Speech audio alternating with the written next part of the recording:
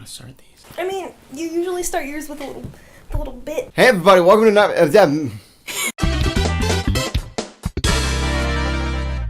Hello everybody, and welcome to another episode of KOT BOX. With me today is Fiona. Hello. To help give her professionally unprofessional opinion. It's true. So a few episodes ago, we talked about some alternative N64 controllers, and I mentioned that Hyperkin was working on a Bluetooth controller. Well, as it so happens, we got it. We're gonna do an unboxing. Watch this. I'm gonna get the box. Okay. All right. Ugh.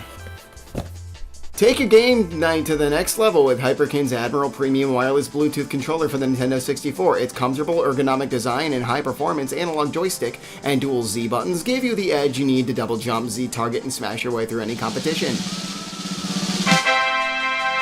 Oh, hey. See, and now we got it on there. If you look at the other camera, there's the box. You want to get a better look at it. So that's all right. Here's the boy himself. We got it here. I could show you there, or you can look down here if you want to compare. Oh, this looks like the box. Isn't that nice? It's almost as if that's the item that was shipped in the box. I swore on the internet. Gosh darn dang box. Look at that gosh darn box. That's a freaking cool box. Look at that. Can you say frick on the internet? So we got the controller. It's got a cute little stick here. Bring it in, get you a better look. Use the autofocus. Yeah. Look at that. It's got a cute little stick. Kind of looks like a tiny GameCube stick. One thing I will say about it is it kind of looks like a coaster. It's very flat. It sort of feels like a coaster with handles put on it. So the Admiral 64 is made by Hyperkin. They released this, it was released in early December. I picked mine up maybe like 3 weeks ago. So before I go into my full take on this, you've spent a bit of time with it recently, and I want to get your take on how you feel about the controller. So, as a person who is not super experienced with N64 and N64 controllers, I kind of like it. It fits in my hands really well.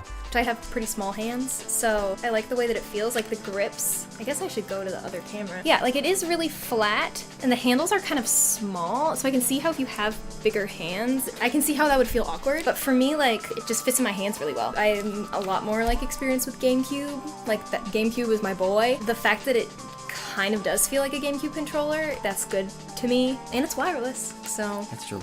It also has the two Z triggers and the L and R buttons. I gotta say, so many of the recent controllers that have been coming out for the N64 have had those double Z triggers on it, and it's one of my favorite things that they've been emulating. It's that, I don't know, because the original, which I think I have, here we go, there he is. I do love the original because I have a personal attachment to my little pitchfork. Honestly, my main critique about this one is that they don't yet make it in fun colors. That's true. I wouldn't be surprised if they do in a little while. Who knows? I mean, I think Retrobit is releasing their Tribute 64 in a wireless form later this year. I don't know what colors. Very exciting. But I'm a big fan of fun colors and of the whole translucent, like, see-through controller stuff is, like, one of my favorite things. Oh, yeah. Probably wondering, well, how does it transmit to system? You want to know how to put your little, put your dongle in your dingle. I can't say that on the internet. To connect this controller to the console, you need to use this thing. This little adapter, connector, controller pack holder. Vape? Yeah, it looks like a vape. It looks just like a vape. It just looks like a vape. I think that's one of the first things I said about it. That was the first that we unboxed it, and you were like, "Oh, it looks like a vape." Let's get this guy in a little bit more. So it just plugs right into the system, and it's got a few extra ports right here. You've got the little sync button here, which you press to align it to the N64. And you even have a micro SD card slot, so you can plug it into your computer, and it will save your memory pack on your micro SD. So you can hang on to your save files. Because this is pretty chunky, as the professionals say. Yeah. It is really chunky. I don't know. It's not discreet. No. So when you have it like plugged into your system, I would not say it looks good. You know what? We can even example that. Give me just a second.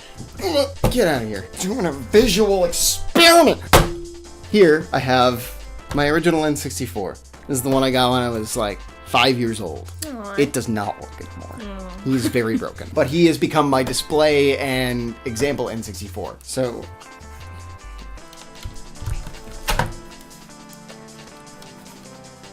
There. And so it sits right in front. It does not look good, so if you do decide to get like 4 of these for some wireless playing, it's gonna give you this like across the top. I feel like if that like color palette of the like white and the gray and everything had a name, it would be like the Stormtrooper. Stormtrooper? I like that. Well, because it just kind of reminds me of a Stormtrooper. That makes sense. I mean, I have been using it to play Shadows of the Empire, so the thing I keep going on, like, this is ugly. This is just kind of ugly.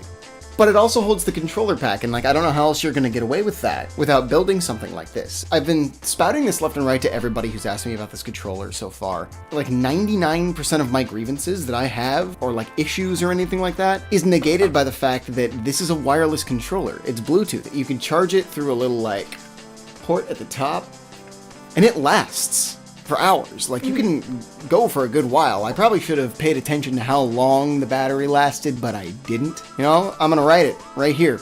This text right here, in between my... You have this much space to put the text. I'm ruining your life right now. Everything gets negated by the fact that it is a wireless controller, and it's still very novel. I know it's not quite the first one of its kind. There have been some older ones, but it's the most like widely available. I think I paid $40 for this, which is pretty reasonable. It's a good price point for what it is. I'm curious to see, like, this is like breaking the envelope in the Bluetooth market for a lot of retro gaming controllers, and I want to see what's gonna come out from here on out. Would I recommend this? Yeah, go for it. I don't know, it just depends on how much you bring out your N64. If you're playing it every single day like I am, this thing has been a godsend. I don't have to deal with the wires, I don't have to deal with the cat eating the wires. She does a lot. He's ignoring you intentionally. No, he is ignoring me. Yeah, and I think, like, I don't know, I think a lot of people really enjoy the whole, like, feeling of having the controller connected. Yeah. You know? Yeah. The whole, like, sitting in front of your TV, like, a certain distance away with the controller, like, on the floor. Yeah. It's kind of, like, part of the whole experience, but also it's just really cool to be able to take a step back. Maybe your butt hurts from sitting on the floor for 4 hours, and you don't want to do that anymore. Yeah, you know, I'm not, like, 12 years old anymore. Or, like, I'm not that, like, 6-year-old. Yeah. Who's sitting on the ground playing Paper Mario for 8 hours straight. I'm a 26-year-old man sitting on his couch who has trouble getting up because of his knees. It's a controller for old people. If you're not an elitist and you have AARP, this is the controller for you. Is AARP correct? Did I make that joke right? Hey Google, what's AARP? AARP is a United States-based interest group whose stated mission is to empower people to choose how they live as they age. Oh, okay, well there you go. It's for people as they age. Every second we get closer to the slow and inevitable thing they call death. What with that, I think, do you have any closing thoughts on the controller? No, I mean, I feel like we kind of covered it. I really like this controller. I've turned around on it in the time that I've spent with it. It's not perfect, but as I said before, all of the real, like, grumpy grievances that I have with it are outdone by the fact that it's a wireless N64 controller, and that's pretty cool. It's very cool. And I'm probably going to hook it up and use it shortly after we finish this video. Oh, there's one more thing I want to cover on the controller. We move over to our second view. What's that? Oh my god. It's a subscribe button. That's good. You should hit that. Don't forget to hit the like button. Oh, what's that on the top? Oh, it's a bell. Ring it. Please. I have to feed my family. It's a big boy. Thank you for watching.